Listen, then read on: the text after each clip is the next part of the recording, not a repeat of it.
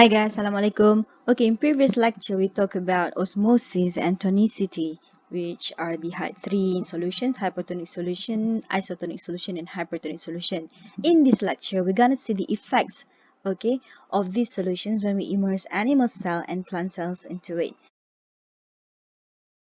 Okay, so let's see the first example. So I've already drawn for you guys. So you can see hypotonic solution. I have red blood cell immersed in it, and I have a plant cell immersed in it. So we know already that water basically moves from hypotonic solution into the cell. So what happens next is what we are going to talk about in this lecture. Okay, so our animal cell, right, red blood cell, for example. So one criterion that we need to take note is that we do not have a cell wall. Why is it crucial to take note the absence of a cell wall in animal cell? This is because as water keeps on diffusing into the red blood cell, basically just like balloon, you know, when you blow air into the balloon, so eventually if you put in too much air in it, so what happens to the balloon is that it start to explode. Alright, so similarly with our red blood cell, so our red blood cell is similar to the balloon, so when water keeps on coming in, so eventually as it goes beyond the threshold level, so it starts to explode. Alright, so the cell will undergo cell lysis. So lyse here means splitting. So cell lysis means basically the cell burst, explode. And because we are using red blood cells, so red blood cell contains hemoglobin, so we say that red blood cell undergo hemolysis. Okay.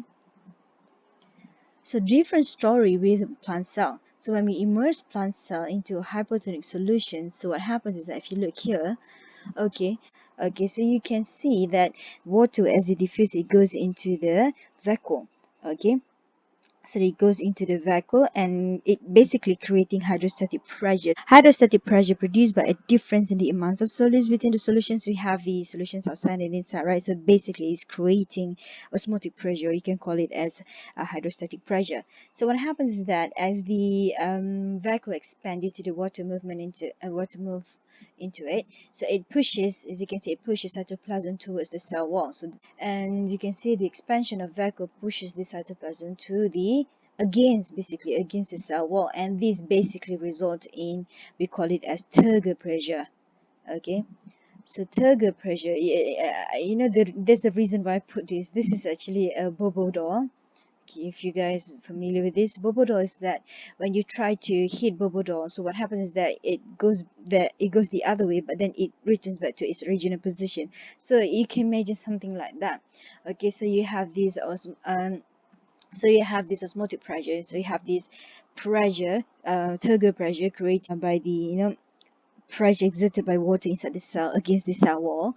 So and cell wall basically have the opposite force. You know, it's basically like just like bubble door, as you push it, so it push back, something like that. So this basically is the kind of force or pressure that makes the plant remain upright, even especially for non-wooding plants. So the reason why plants are maintained to be in upright position is actually due to turgidity resulted from the movement of water in hypertonic solution. So we're going to apply this in later. We're going to see in water potential. So we're going to see how basically water from the soil diffuse into the root.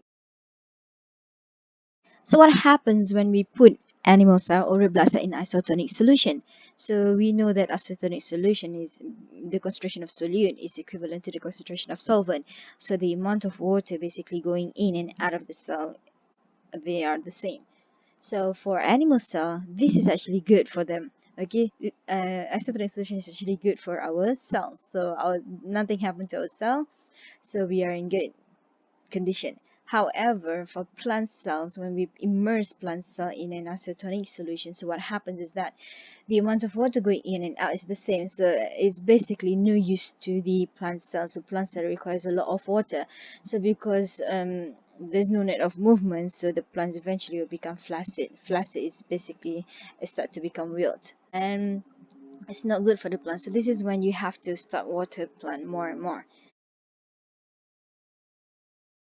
So what happens when we put animal cell and plant cell in hypertonic solution? So in hypertonic solution, water moves out of the cell into the hypertonic solution. So this is not good for animal cell. You know why?